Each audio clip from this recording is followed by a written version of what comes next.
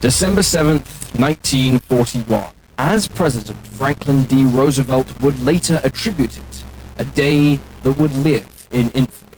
The largest and most powerful carrier force ever assembled, flying under the flag of the Imperial Japanese Navy, struck the American naval base at Pearl Harbor in Hawaii. The attack catches the United States of America completely off guard, and the U.S. Navy's Pacific Fleet is decimated, save for their aircraft carriers, which, by a stroke of luck, were out of the harbor at the time of the attack. Over the coming months, the Japanese Navy appears invincible as it powers through the Pacific Ocean, destroying American, Australian, and British warships, as well as anyone else who stands in their way. But the legendary Japanese Admiral Yamamoto knows that as long as the American carriers remain, they are still at risk of a reversal of their fortunes. Thus, he decides to set a trap for them, using a bait he knows the Americans won't ignore. His target is a small atoll positioned roughly halfway between Japan and North America. This is the story of the Battle of Midway. Today's episode was sponsored by Raid Shadow Legends.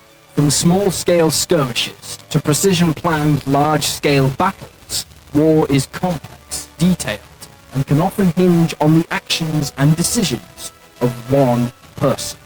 We cover a lot of different battles and historical events on this channel. Did you ever think that you would have chosen a different tactic? With that in mind, we're excited to share a game where you will absolutely need to come up with your own strategies, and that is Raid Shadow Legends.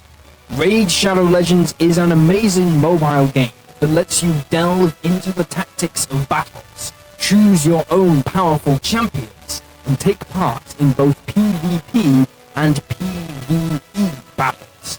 It's also their 4th anniversary, and Raid Shadow Legends posed us the question: which 4 champions would we choose to invite to a dinner party? After mulling it over, and since we get to choose the cream of the crop, we decided to invite 4 fearsome champions that we thought would bring their best A-game to any skirmish. We went for Chris, the Ageless. He may break the chair, but he'll always look out for the rest of the guests.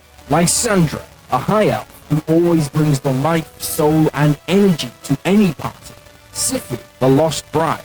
She looks scary, but she'll help keep the party going when everyone starts to flag. And finally, Dracomorph. We're just his biggest fan. Raid has also told us about an exciting in-game opportunity that only runs until the 15th of May, so you'd better check it out soon. At the moment, Raid is giving you the chance to hunt for dragon eggs. Just download Raid Shadow Legends using the link below, copy your in-game player ID, and then head over to egghunt.plarium.com before May 15th to embark on an exciting AR adventure. If you find the hidden egg, you could win amazing in-game items, or even real-life prizes. Existing Raid players can join in too. Go to egghunt.plarium.com and you'll find a special promo code that everyone can use to earn a gift in-game. With all of this and more, it's the perfect time to start playing Raid. If you haven't played before, you can get started by using the link in the description or by scanning the QR code on the screen. That way, you'll get a free starter pack, which has some amazing in-game loot to help you start your battle to be the best, with your best foot forward.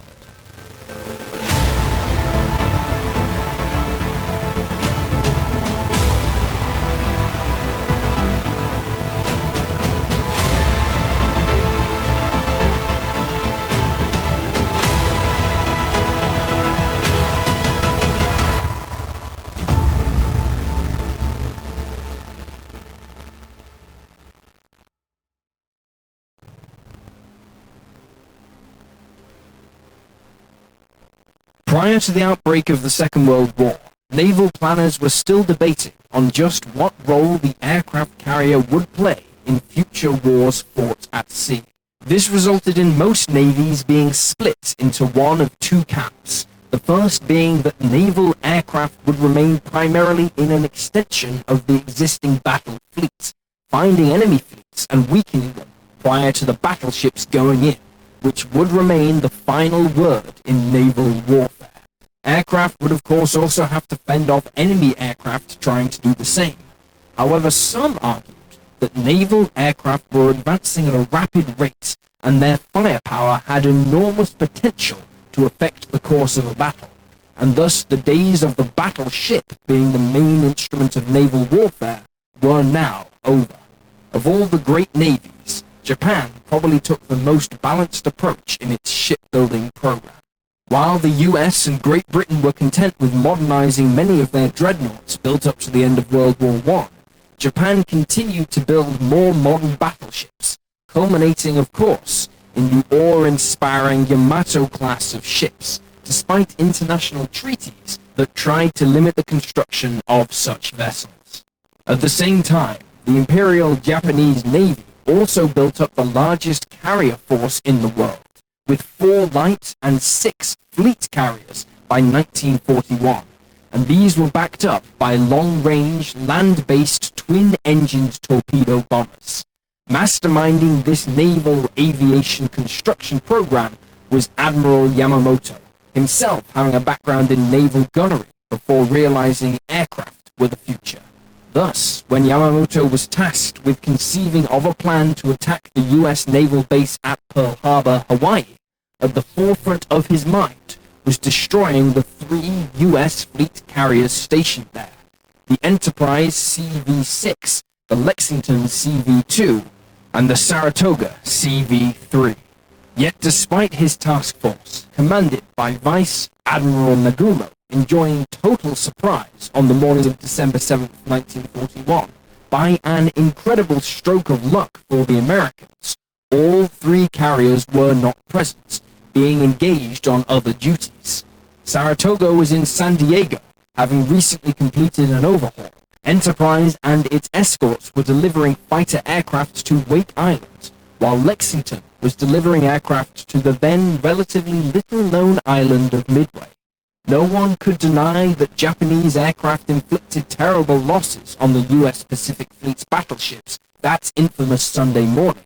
However, for Yamamoto, it was a job half done, without the US carriers having also been taken out of the equation. This, he knew, would make the crucial next stage of the resulting war in the Pacific all the more difficult for Japan.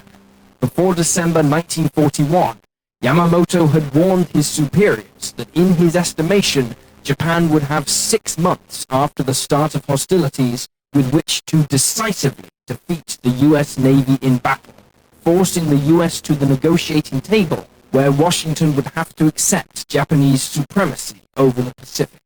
After those 6 months were up, the mighty US industrial complex, which was immune from interference from Japan or their German and Italian allies, would be able to produce war supplies at a significantly higher rate than the Japanese.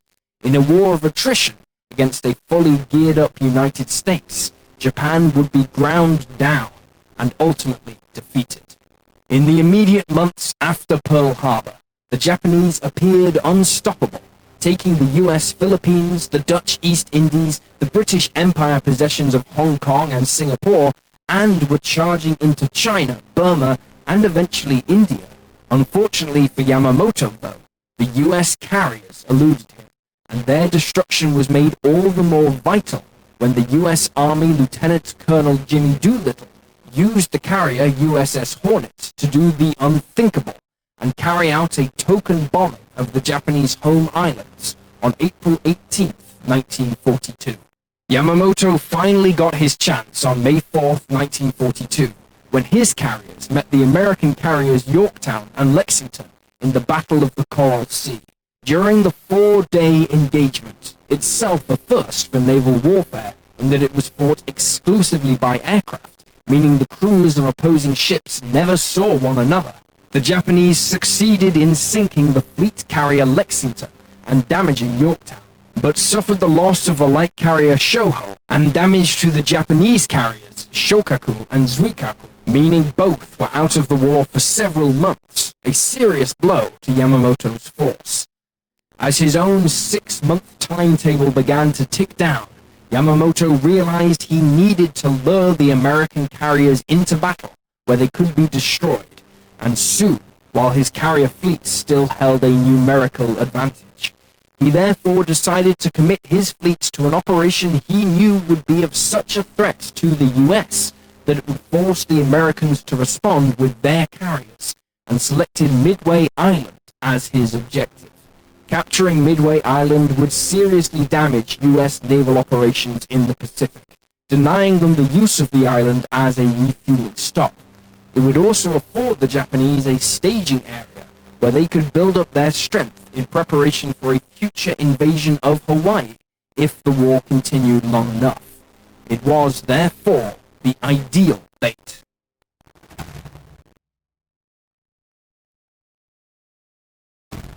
Midway is an atoll located in the North Pacific Ocean and comprises 2 distinct islands. The main island is known as Sand Island and has an area of just 1,117 acres, while adjacent sits the smaller strip of land known simply as Eastern Island, with just 366 acres.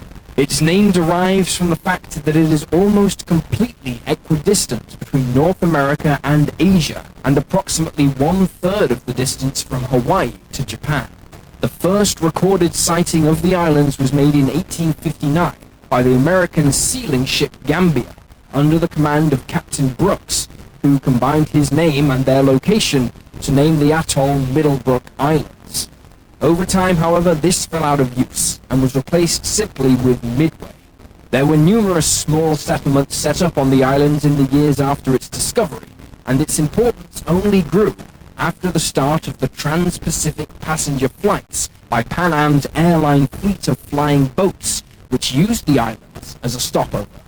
In order to help maintain US authority over the islands, a small US Marine garrison was stationed on Sand Island beginning in 1904, along with the construction of a radio station for the relaying of messages.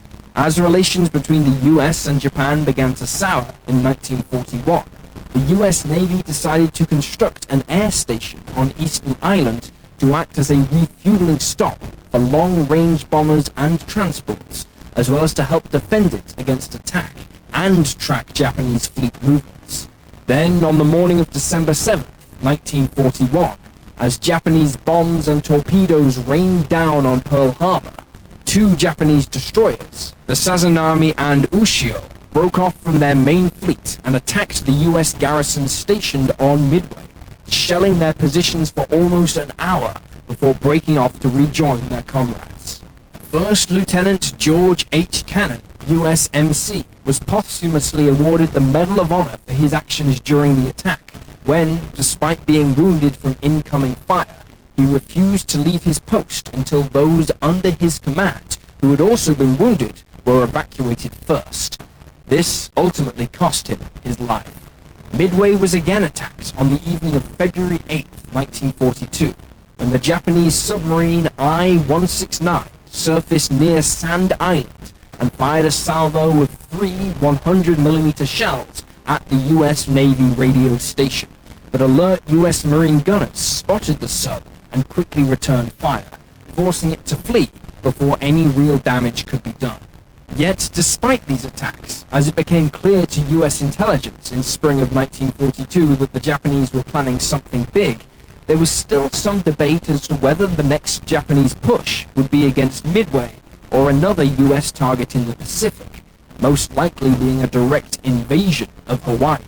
This was the question that dominated one Lieutenant Commander Joseph Rochefort and his team of codebreakers and linguists, who worked in a cramped, windowless room at Pearl Harbor, intercepting Japanese transmissions and decoding them. They became so proficient at breaking the Japanese code, known as JN25B, that at times they were decoding the encrypted messages faster than the Japanese themselves. However, decoding a message is one thing. Understanding its meaning is quite another. Rochefort and his team began to realize that the Japanese were amassing their forces for an attack against a target they had designated rather cryptically as AF. But just where was AF? The Japanese reports regarding AF could have referred to any number of American or Allied bases in the Pacific, so what was needed was for the Japanese to say something specific that would tip Rochefort off as to where they were referring to. His first break came in March when a Japanese reconnaissance plane flying near Midway made a weather report referring to AF, leading him to realize the atoll was the target. But this was not concrete enough for his superiors, who still believed the Japanese would bypass the islands and invade Hawaii. Some of them even believed their target was actually the US West Coast, potentially in revenge for Doolittle's raid. He therefore came up with a cunning plan, which he hoped would prove he was correct. He sent instructions to a US submarine to pass a message to the radio operators on Midway, instructing them to transmit a message that indicated that the salt water evaporators on the island had broken down. Around 2 days later, Rochefort was informed that his team had intercepted a coded Japanese message, which said that AF was low on fresh water. There was no doubt anymore. The Japanese were going to attack Midway in force with the intention of capturing it. Rather than go through the regular channels, Rochefort took the rather brazen action of contacting an old friend, Lieutenant Commander Edwin Layton, who is now serving as an intelligence officer to Admiral Chester W. Nimitz, the Commander-in-Chief of the U.S. Pacific Fleet at Pearl Harbor. It may have cost him friends above him in the chain of command, but Rochefort's decision to bypass his senior officers certainly paid off, as even Nimitz was now convinced. Over the coming weeks, as Nimitz reorganized his fleet to respond, more information was intercepted, including the Japanese battle plan, and even the date at which it was due to take place. Instead of Yamamoto springing a trap for the American carriers, he was now sailing into Midway, blissfully unaware that Nimitz was himself setting a trap for the Japanese carriers. On May 5th, 1942, Japan's Imperial General Headquarters issued Yamamoto Navy Order No. 18, authorizing his Midway campaign. Yamamoto's strategy for the Midway offensive was both ambitious and complex, involving 5 separate phases, each with their own goal. The combined naval force committed to the operation included 11 battleships, one of which was the super battleship Yamato, which would serve as Yamamoto's flagship, and 4 large fleet carriers, all of which had participated in the Pearl Harbor surprise attack. Supporting them were a force of 23 cruisers, 67 destroyers, and 22 submarines, as well as 3 smaller light carriers, although these wouldn't be present at Midway. However, the first phase of the overall plan would actually take place some 1,668 miles to the north, in the Alaskan Aleutian Islands, and was scheduled for June 3rd. The Aleutian invasion force was intended to help anchor the Japanese advance eastward towards North America, preventing the U.S. from using the islands to attack Japanese targets in the northern Pacific, or launch a counterattack against Japan's fleet from behind.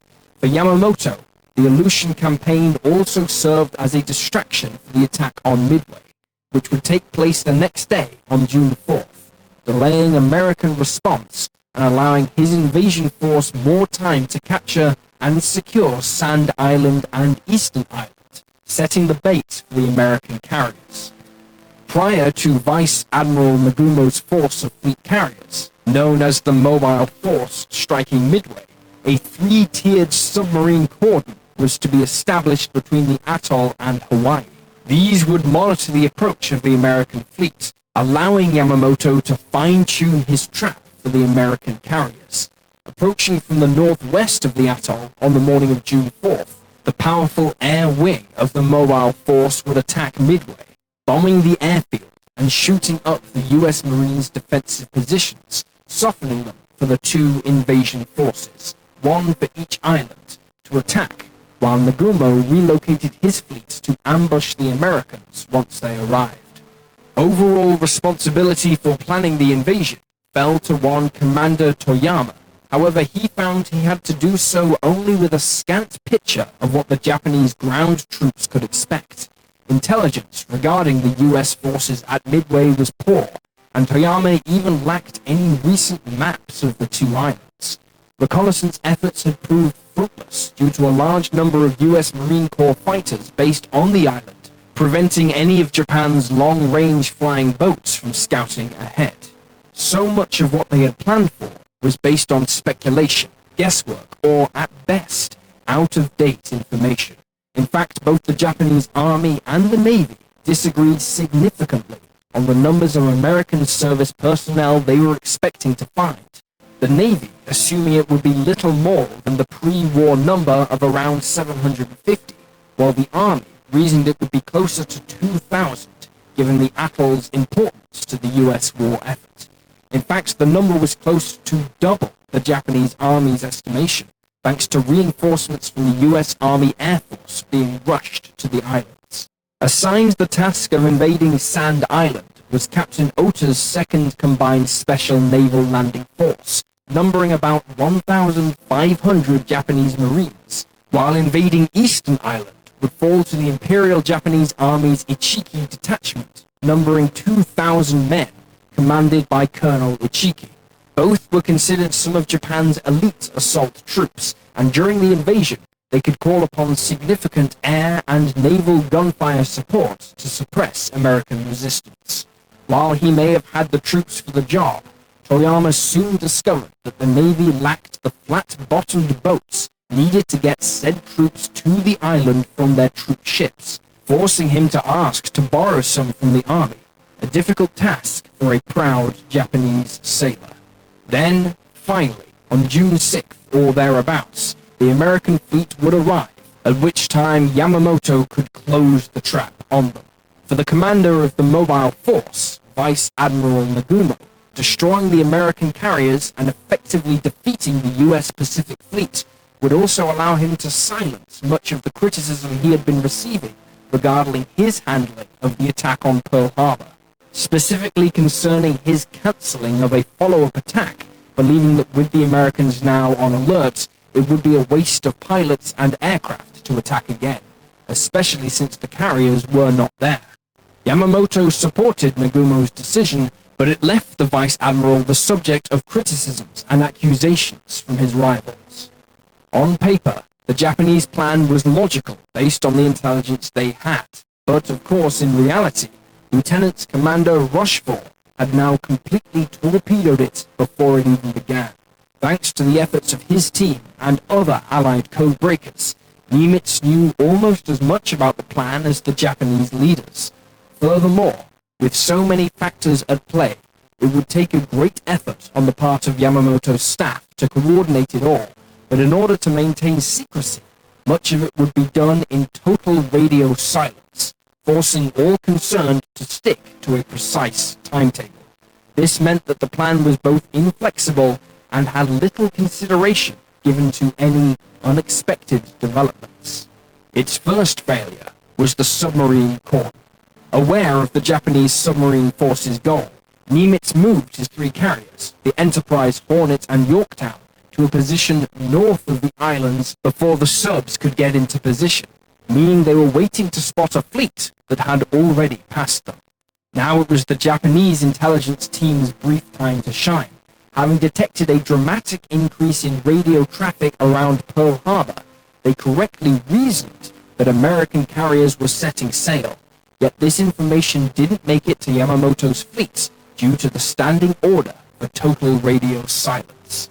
However, despite their advance notice of the Japanese fleet's plan, the odds were still rather firmly stacked against the US Navy.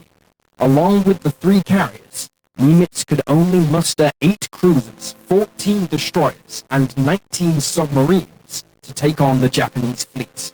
This was effectively what was left of the US Pacific Fleet after Pearl Harbor, and the string of engagements that took place afterwards.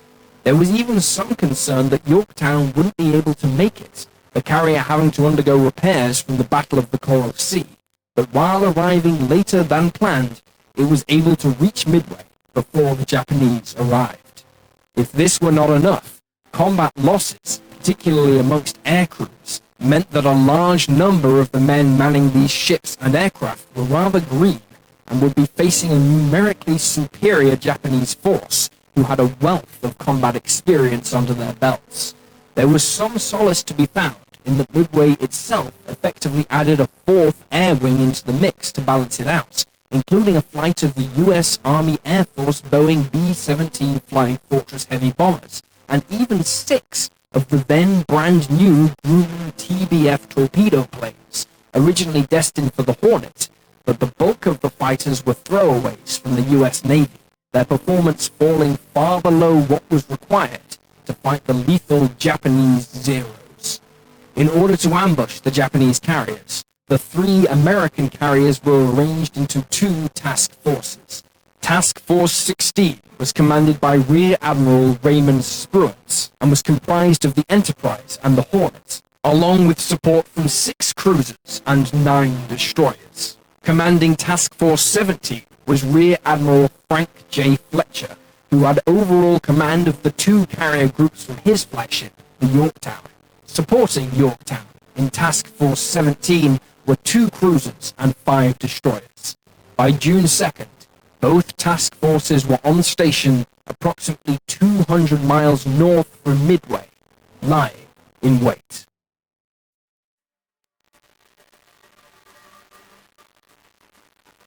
Shortly before 300 hours on the morning of June 3rd, 1943, 2 Japanese light carriers, the Ryujo and the Junyo, sailing near the tip of the Aleutian Islands under the command of Admiral Kakuta, began launching aircraft to initiate the Aleutian campaign. The single-engined carrier bombers arrived over Dutch Harbor on Amaknak Island just over an hour later, as dawn began, and bombed oil storage tanks, the island's radio station, and the U.S. Army barracks at Fort Mears. Meanwhile, further south, Vice Admiral Nagumo was about to realize that unlike Pearl Harbor, the Midway campaign would not enjoy the same level of surprise. Initially, as his fleet stopped within 1,000 miles of Midway, he had encountered thick fog, which pleased him as it would help conceal their final approach. But at the same time, it had prevented him from sending out his own reconnaissance aircraft to scout for enemy aircraft and vessels. Meanwhile, further west and behind the mobile force, Admiral Yamamoto aboard the mighty battleship Yamato was also growing concerned about the increase of radio traffic coming from Midway, although he was confident Nagumo had not yet been detected. All that changed at approximately 900 hours, when a U.S. Navy consolidated PBY Catalina flying boat from the Patrol Squadron 44, piloted by Ensign Jack Reed, spotted the Japanese transports carrying the Imperial Japanese Army and Marines for the invasion. Located some 600 miles from Midway, the only aircraft the Americans had to reach them at that distance were a flight of U.S. Army Air Force Boeing B-17 Flying Fortresses. 9 B-17s took off from Midway at approximately 1,230 hours and headed for the last reported position of the Japanese ships. Much was expected of the fortress bombers, their cumulative firepower being deemed sufficient for them to fight their way through any Zeros patrolling around the fleet, while their altitude capabilities would leave them out of range of much of the Japanese. If these planes could blast cities into dust, surely ships didn't stand a chance. Unfortunately for the Americans, these hopes proved unfounded, as even with their famed Norden bomb sites, as they made their attack in 1,530 hours, it was found to be all but impossible to strike the ships below, as they engaged in anti-aircraft maneuvers. The B-17s failed to hit any of their targets, the bombs instead exploding in the water, sending impressive-looking streams of water skyward. However, it was not all for nothing, as some of the B-17 crews took to photographing the Japanese fleet while they flew over, helping intelligence analysts back on Midway determine the exact size and disposition of the enemy they would be facing. The Midway flyers were not done yet, though, and as the late evening fast approached, 4 U.S. Navy Catalinas were armed with torpedoes and sent out on a night torpedo attack. During the attack, one Catalina scored a hit on a Japanese oil tanker, although this failed to sink the vessel. While Nagumo may have lost the element of surprise, he still had significantly greater strength than what he was expecting to encounter coming from Midway, and so during the night, he ordered his men to begin their final preparations for the attack the next day. Unknown to him, Admiral Fletcher aboard the Yorktown was doing the same. Beginning at 430 hours, the Japanese force began launching scout aircraft, not from the carriers, but from the battleships and cruisers. These seaplanes were catapulted off the warships and would then land in the water behind the ship and be hoisted back on board. One such scout plane-carrying ship was the Tone Heavy Cruiser, which launched 2 E-13A seaplanes to scout ahead for any American ships or aircraft. Meanwhile, Nagumo's strike force began getting underway, amidst a break in the thick fog the fleet had been experiencing. The Akagi and Kaga deployed a force of 36 D-3A dive bombers, while a similar number of Nakajima B-5N bombers launched from the Hiryu and Soryu. Each of the 4 carriers also carried 9 A-6M-0 fighters for escort and strafing ground targets. Almost 1 hour later, a Catalina, this time flown by Lieutenant Howard P. Addy, spotted one of the Japanese carriers and alerted Midway, which began scrambling into action.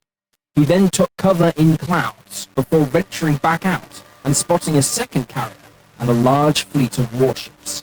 A short while later, another Catalina to the south of his position spotted a large formation of Japanese aircraft heading for Midway, and pilot Lieutenant Junior Grade William A. Chase sent the now famous message: "Many planes heading Midway, bearing 320 degrees, distance 150. Shortly before 600 hours, radar operators on Midway began detecting the Japanese planes, allowing them to begin vectoring in the island's fighters. Stationed on Midway were an assortment of 28 fighters, the majority of them being Brewster F-2A3s, an aircraft that had been proven hopelessly outclassed in combat with the Zero. Operated by U.S. Marine Corps Squadron VMF-221 and led by Major Floyd B. Parks, only 24 aircraft were operational, and all took off to meet the 116 incoming Japanese planes. The last fighter had barely gotten airborne when the first of Midway's offensive aircraft began lifting off immediately after them. Unfortunately, the torpedo and bombing aircraft were an eclectic mix of Navy, Marine, and Army Air Force types, which made coordinating the attack difficult. As well as the B-17s, the Army Air Force had deployed 4 twin-engined B-26 Marauders to Midway, these having been hastily adapted in Hawaii to carry air-launched torpedoes, something the Army pilots had never trained to use. First to get airborne, however, were a flight of 6 Navy Grumman TBF torpedo bombers, these having only just entered service, and which would be better remembered later as the Avenger. The TBFs headed out in formation westwards towards their targets, passing near the incoming Japanese force en route, the Japanese pilots only paying a token interest in them, knowing that Nagumo had left sufficient numbers of Zeros back on the carriers for defense. Pressing on towards Midway, the Japanese soon met Major Park's men, who had split into 2 formations to prevent any of the attackers from slipping by unchallenged. The resulting air combat was savage in the extreme. Parks was hit early in the fight and managed to bail out, but to the horror of his men, a Japanese pilot shot him as he hung helplessly in his parachute. 15 other Marine fighters would be shot down in the engagement, with only 2 pilots surviving the melee.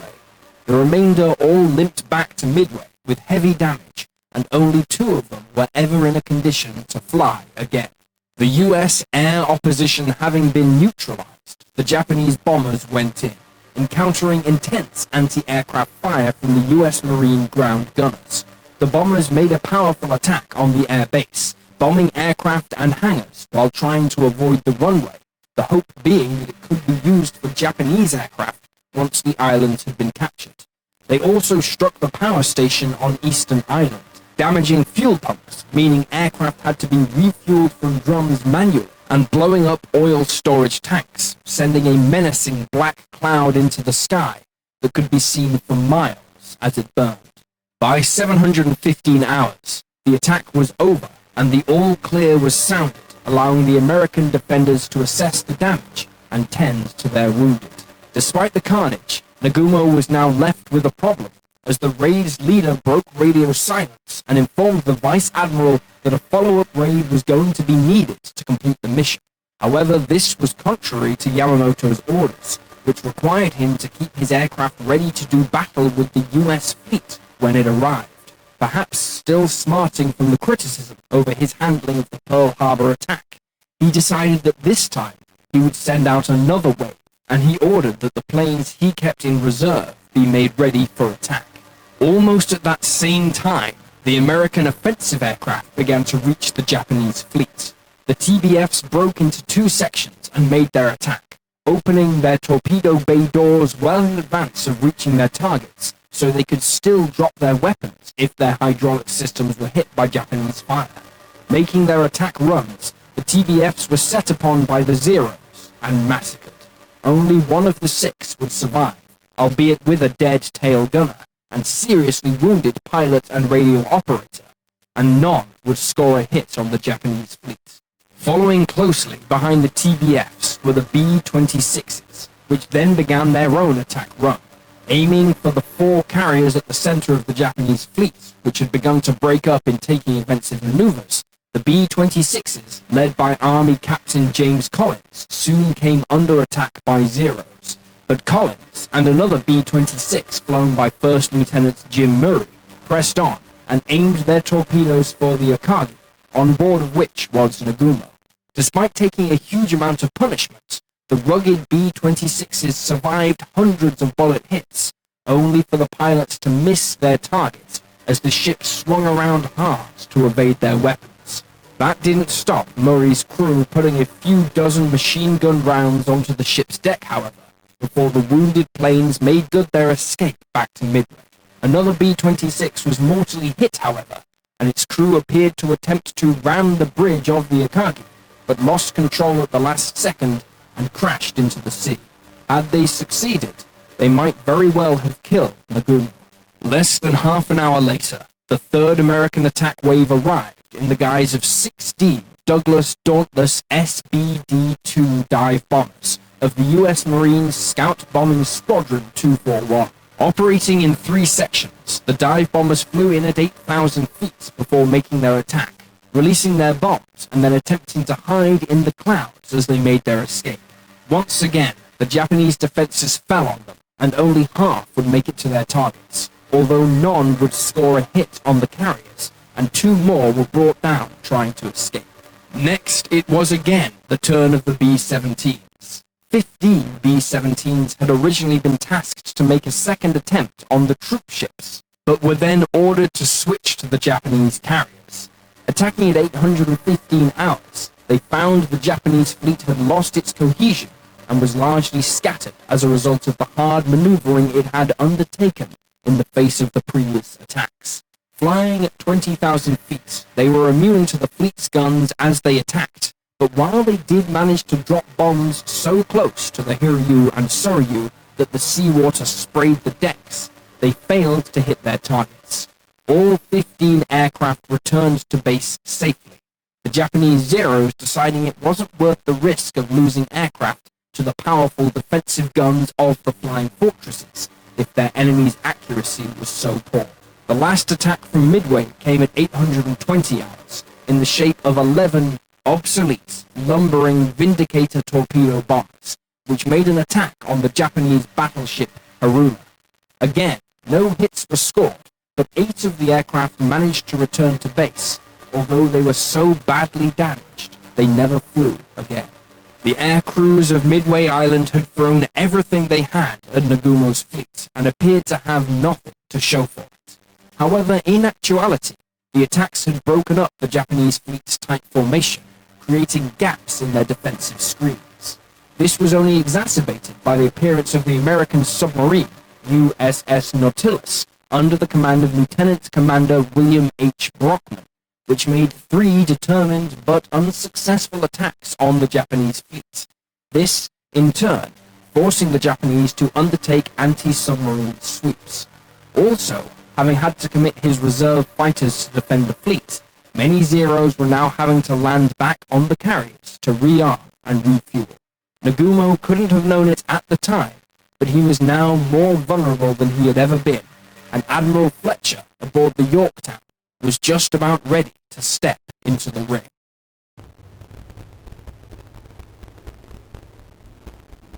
It was in the middle of the Midway aircraft's attack that one of the E-13A scouts flying from the heavy cruiser Tone made a surprising discovery. Flying 240 miles to the north of the atoll, the crew of the scout spotted 10 American warships, which they identified as being equal numbers of destroyers and cruisers, no threat to the Japanese carriers and battleships.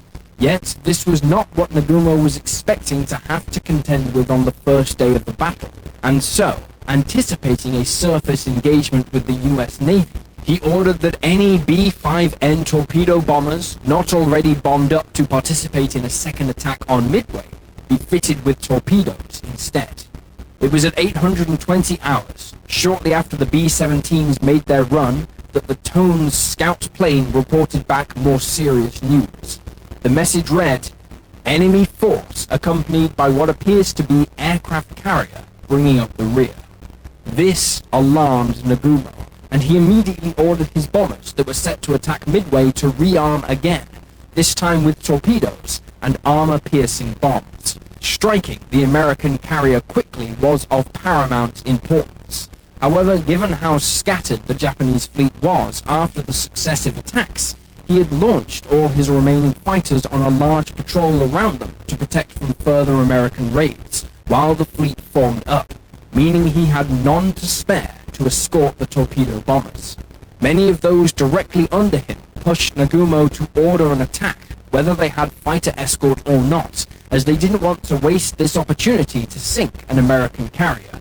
However, Nagumo had seen firsthand how ineffective the American torpedo planes had been against his own fighters without an escort, and so he decided to wait until his carriers had recovered and refueled enough fighters to adequately cover them. While this was being done, at 920 hours, the first American carrier-launched strike began with 50 Douglas TBD Devastators arriving from the USS Hornet. Again unescorted, the lumbering torpedo bombers were cut apart by Nagumo's fighter patrols, not one surviving the battle. Another 14 Devastators made an attack shortly afterwards, aiming for the cargo, but despite having a flight of Grumman F-4F Wildcats nearby, a breakdown in communications meant that they too went in without fighter escort. 10 were shot down, while 4 managed to get off their torpedoes, only for them all to miss the Japanese carrier. Now it was the turn of the Yorktown's air group. 12 Devastators, escorted by 6 Wildcats, made their attack at 1010 hours and were quickly pounced upon by Zeros. The fight was so intense that the Wildcats could barely protect themselves, let alone the torpedo bombers, who nonetheless pressed home their attack, losing 10 of their number, and again, without scoring a single torpedo hit on the Japanese carriers. By now, the decks of the 4 Japanese carriers were a hive of activity, as mechanics and armorers raced to get aircraft airborne and into the fight. Bombs, fuel, and ammunition were everywhere, and it was only the almost drone-like discipline of the Japanese crews that was preventing this deadly cocktail turning into a disaster. They also had a remarkably quick turnaround for their aircraft, nearly half of what the Americans were achieving, a testament to their skill and dedication. It was as this activity was taking place that fate showed its hand in Nagumo's fortunes. Flying from the Enterprise, 31 Dauntless dive bombers, led by Lieutenant Commander C. Wade McCluskey, had been searching for the Japanese carriers for 2 hours without luck. Instead, he spotted the lowly Japanese destroyer Arashi steaming at full speed and suspected it was trying to rejoin the carriers. In fact, it had been pursuing the Nautilus, which had taken it away from the fleet and into the sights of McCluskey.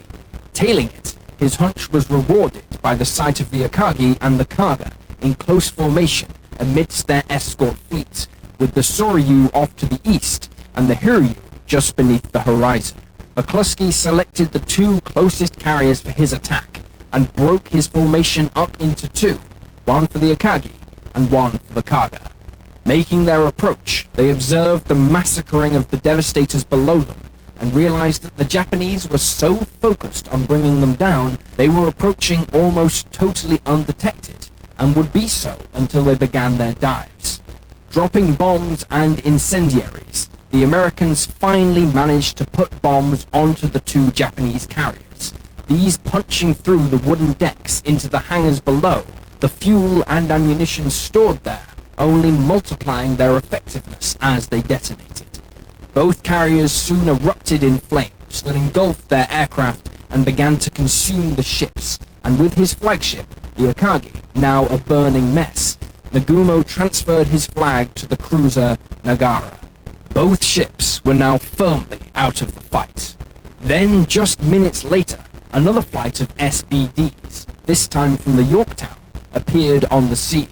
At 10:28 hours, Lieutenant Commander Maxwell F. Leslie led 17 dive bombers against the Soryu, achieving an equal level of devastation.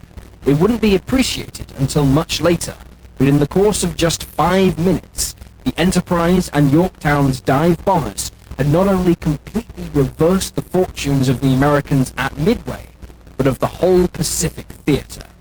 In just 5 minutes, they had won the war in the Pacific.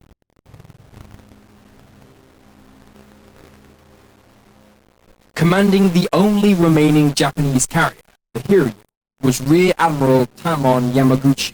Yamaguchi was a tough and daring commander who earlier that day pressed Nagumo to launch an attack on the first American carrier that had been detected without even a fighter escort. Now he was steaming toward the American fleet's position, his pilots bent on avenging their comrades, but what Yamaguchi didn't know was the exact strength he would be facing as he sailed into a trap of 3 American carriers, albeit ones with their strength depleted from their own attacks on the Japanese ships. At 10:54 hours, 6 Zeros took off from the Hiryu's deck to escort a force of 18 D-3A dive bombers heading for the American ships. Led by the experienced Lieutenant Kobayashi, the attack force came across the Yorktown just before noon and observed the American carrier launching another wave of dauntless dive bombers. Wildcat fighters on patrol above Yorktown were vectored in to engage the Japanese, and 10 of the D-3As fell to their guns, while 2 more were brought down by anti-aircraft fire during the attack. Unfortunately, it was not enough, as 3 Japanese bombs struck the Yorktown, disabling it and leaving it effectively dead in the water. The surviving Japanese aircraft returned to the Hiryu and made a startling report to Yamaguchi of the exact strength of the fleet he was facing.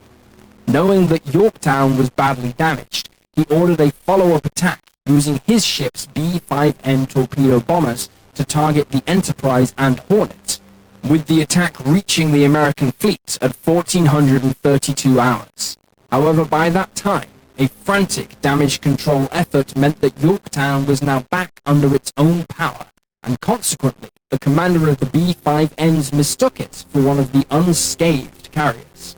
Attacking in 2 groups from opposite sides of the Yorktown in order to split up American defensive fire, the B-5Ns pressed home their attack with great skill, and while the Yorktown managed to evade 2 torpedoes, it was struck at 1442 hours, holing the mighty ship, causing seawater to flood in, resulting in the ship starting to list on its side. Fearing the carrier would capsize, Captain Elliot Buckmaster ordered his crew to abandon ship. However, this success had cost Yamaguchi dearly. Taking stock of the Hiryu's remaining air wing, he found that he was left with a fraction of what he had started the day with. Just 6 Zero fighters, 5 D-3A dive bombers, and 5 B-5Ns. This was all the air power the Japanese now possessed in the battle, save for the float planes aboard some of the larger cruisers and battleships. Yet he was undeterred, and planned a third strike at dusk with his remaining aircraft, hoping to use the low light to conceal the small force. That attack would never take place. At 705 hours, lookouts from the Japanese fleet spotted a formation of 40 dauntless dive bombers launched from the Enterprise and the Hornet. 13 of them made an all-or-nothing attack on the Hiryu, while the remainder began targeting the carrier's escort ships. 4 bombs struck the carrier, causing massive damage as armed and fueled planes exploded, their own weapons helping to turn the Hiryu into a charred and broken mess. The resulting fires burned wildly out of control, the damage control teams unable to stem them as they battled tirelessly into the night. Having lost the fight to save them, Kaga and Soryu were abandoned in the late afternoon before slowly sinking. Nagumo's former flagship, the Akagi, remained afloat until just before dawn on June 5th, when it too succumbed to its damage and sank. Hiryu remained afloat into the early hours of June 5th, despite an effort to scuttle it using torpedoes fired from Japanese destroyers after the crew had abandoned ship, save for Yamaguchi and the ship's captain, who decided to die with their ship. In the rear guard aboard his flagship, the Yamato, Admiral Yamamoto was horrified of the news that all 4 carriers had been lost. In a last-ditch effort to salvage some sort of victory from the growing disaster, he ordered his battleships and cruisers to engage the American fleet in night combat, knowing they would have a distinct advantage in firepower, and the fact that darkness would limit American air power, hoping to destroy the Enterprise and Hornets before retreating. However, Admiral Spruance, commanding the carriers in Task Force 16, had anticipated this, and withdrew eastward before returning in the morning, by which time Yamamoto had realized all was lost, and had called off the Midway operation. Before receiving this word, however, 2 cruisers, the Mogami and the Mikuma, approached Midway and began shelling shore-based installations. They were unsuccessfully attacked by an American submarine, but as they undertook evasive action, they collided with one another, causing extensive damage.